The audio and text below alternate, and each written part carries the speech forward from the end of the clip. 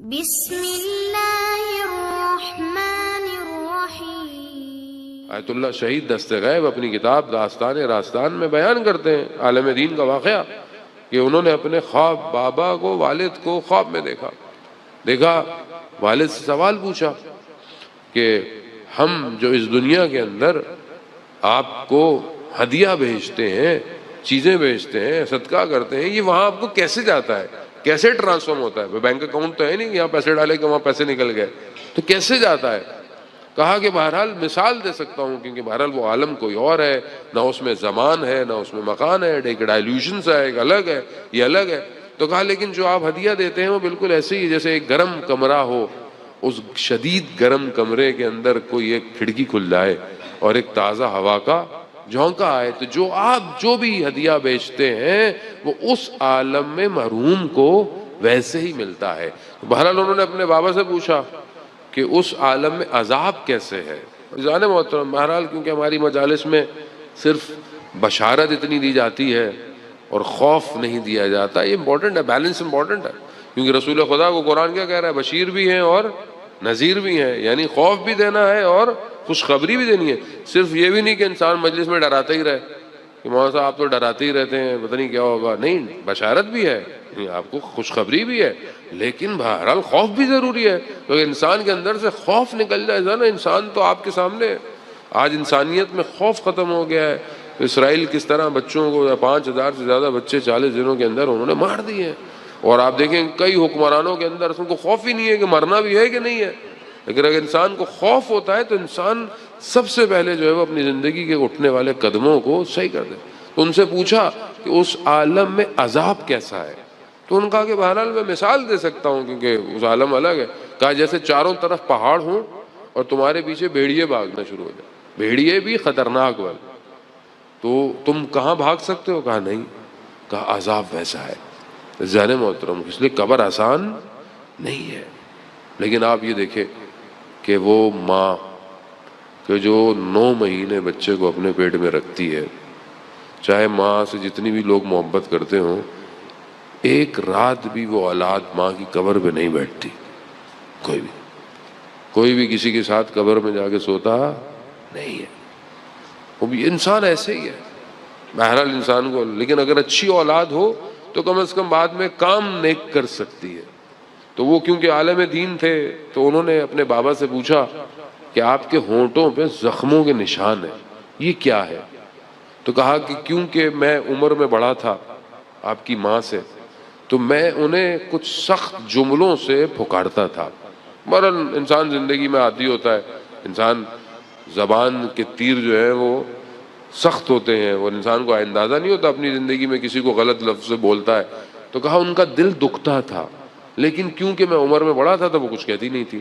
تو کہا یہ وہ لفظ ہے جو اس عالم میں میرے ہونٹوں پہ زخموں کی طرح ہے، اور قیامت تک جو ہے وہ یہ زخم رہیں گے۔ تو ہاں میں کچھ کر سکتا ہوں؟ کہا ہاں، اپنی والدہ سے کہیں کہ وہ مجھے معاف کر دے، حلال کر دے۔ ذہن محترم، بہرحال انسان زندگی میں یہی مشکلات ہے۔ بعض اوقات انسان اپنی زندگی ایسے گزارتا ہے جیسے کہ مسئلہ یہی زندگی ہے، رشتہ داروں کے ساتھ، بہن بھائیوں کے ساتھ اختلاف، ایک دوسرے کو جملے کہہ دینا، ذرا سی بات پہ آپ دیکھیں ناراضگی ہو جاتی ہے فیملی کے اندر، اس نے یہ کہہ دیا، اس نے وہ کہہ دیا۔ یہ ساری چیزیں بہت چھوٹی ہیں۔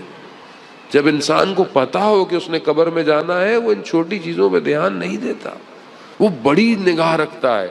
لیکن افسوس کیونکہ ہم بہرحال انسان ہیں، مادے سے ہمارا رشتہ اتنا اٹیچ ہوا ہے کہ ہم چھوٹی چھوٹی باتوں میں، کبھی زمین کے ٹکڑوں پہ، کبھی تھوڑے سے پیسوں پر، کبھی کسی بات پر اتنے ناراض ہو جاتے ہیں کہ ہم اپنی قبر کو خراب کر دیتے ہیں، اور یہی وہ قبر ہے کہ جو بعد میں انسان کی زندگی کے لیے مشکلات کا سامنا کر دیتی ہے۔ جانے محترم، یہاں آپ بیمار ہو جائیں، مریض ہو جائیں، ہاسپٹل چلے جائیں، انجیکشن لگوا لیں، بدن کا اعضاء خراب ہو جائے آپ کٹوا لیں، اس عالم میں کوئی آپریشن نہیں ہے، اس عالم میں کوئی ٹریٹمنٹ نہیں ہے، سوائے اس کے کہ اگر آپ نے کوئی باقت صالحات کام کیا، یا اچھی اولاد کی تربیت کی، یا کوئی ایسا خیر کا کام کر کے چلے گئے۔ مشہور واقعہ آپ نے میسیجز میں دیکھا ہوگا، ایک شخص اپنے کارخانے جا رہا ہوتا ہے تو رستے میں اسے انگور ملتے ہیں، اچھے لگتے ہیں، اس کو پسند، اس نے وہ انگور لیے، ڈرائیور کہہ کے گھر بھیج دیتا ہے کہ میں دوپہر کو کھانے پہ آؤں گا تو کھا لوں گا۔ دوپہر کو وہ اپنے گھر کھانے پہ جاتا ہے، دسترخوان پہ سب کچھ ہوتا ہے سوائے انگوروں کے، تو پوچھتا ہے کہ بھئی انگور کہاں گئے؟ تو زوجہ کہتی ہیں بھئی آئے تھے، اچھے تھے، بچے کھا گئے، اور جو بچا تھا وہ میں کھا گیا۔ اسی حالت میں دسترخوان سے بغیر کھانا کھائے اٹھتا ہے، اپنا سامان اٹھاتا ہے، اپنی فائل، اپنی بینک سٹیٹمنٹ، سب کچھ، چیک بک اٹھاتا ہے، کہتے کہاں؟ خاموش چلا جاتا ہے، رات کو دیر سے واپس آتا ہے، کہا کہاں چلے گئے تھے؟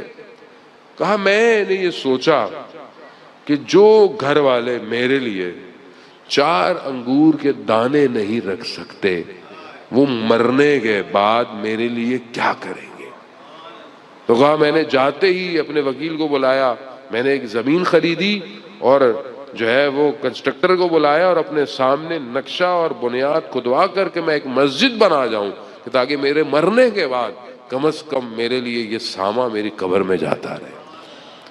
تو عزیزان محترم، اپنے لیے کچھ نہ کچھ کریں۔ دنیا کے لیے انسان کتنا بھاگتا ہے، پلاٹ لے لوں، یہاں لے لوں، وہاں لے لوں، قسطیں دے دوں، دیتا ہی رہتا ہے۔ بعض اوقات انسان ساری زندگی قسطیں ہی بھرتا رہتا ہے اور اس کو موقع نہیں ملتا۔ لیکن آخرت کے لیے کتنی قسطیں بھیج رہے ہیں ہم؟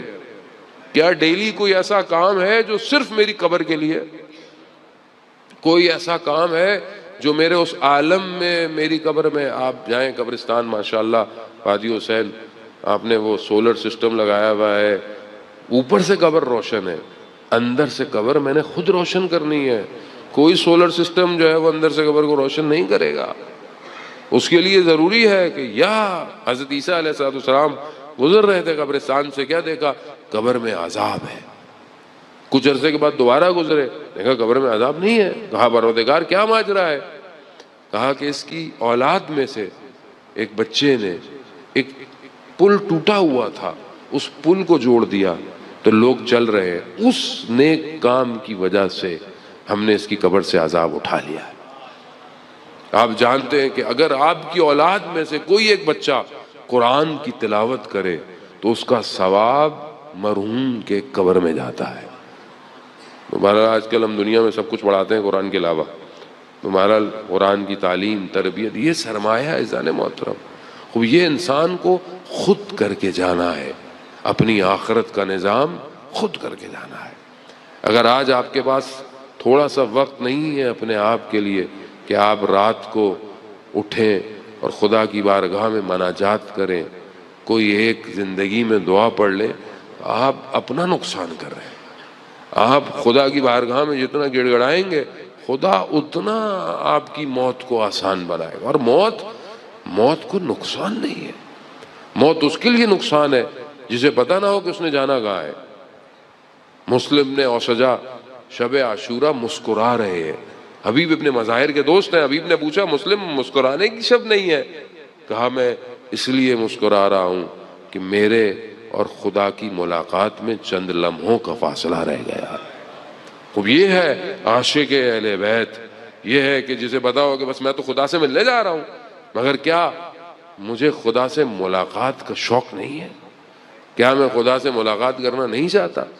نہیں جی، کوئی بات کہو مر جاؤں گا، توبہ توبہ کیسی باتیں کر رہے ہیں، کیسی باتیں کر رہے ہیں؟ کیا مطلب کیسی باتیں؟ موت حق ہے، مومن کے لیے روایت ہے 7ویں امام سے کہ مومن 25 دفعہ دن میں اپنی موت کو یاد کرے، موت کو یاد کرے، موت کے لیے آمادہ رہے، موت کے لیے تیار رہے جانے۔ اور یہی موت کی آمادگی انسان کو دنیا سے اکھاڑ دیتی ہے۔ اگر آپ موت کے لیے آمادہ ہیں تو آپ کسی کا حق نہیں کھائیں گے، کسی پر ظلم نہیں کریں گے، اسراف نہیں کریں گے، حرام نہیں کمائیں گے، اپنی نگاہوں کی حفاظت کریں گے، اپنی زبان کی حفاظت کریں گے۔